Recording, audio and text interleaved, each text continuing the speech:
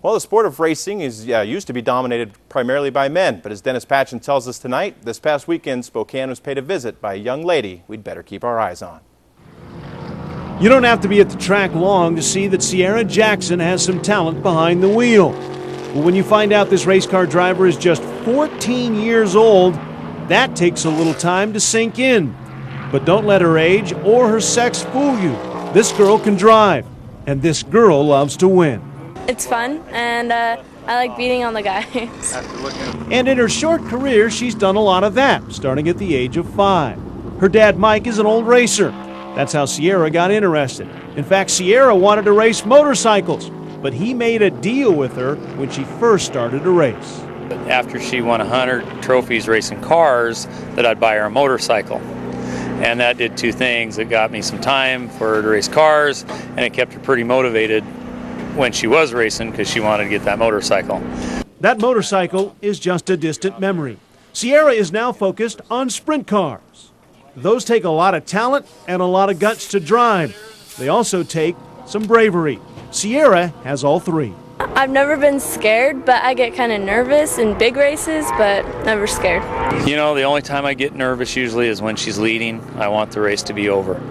She got her first taste of driving a sprint car last year in the Boise Valley, thanks to legendary driver and Meridian track owner Kenny Hamilton. I'd been watching her, and she has a tremendous head on her. She's very calm, collected, and so when I put her in the car, I told her how to drive the car, what to do with the car. She drove the car absolutely beautiful the first race, and from that point on, she's just continued on being great. Maybe the most amazing thing about this teenager, Jackson doesn't have a driver's license. The state of Idaho won't let her drive until this fall. I took driver's ed, and I have my driving permit right now, but it's not too hard. I speed a little bit, but I think the test will be pretty easy. It should be. Not many streets have a speed limit of 150 miles an hour.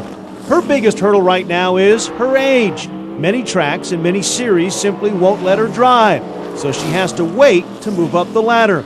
But there's no question she will be doing that very quickly. You know, she could be a Danica Patrick without any problem at all, and probably even better.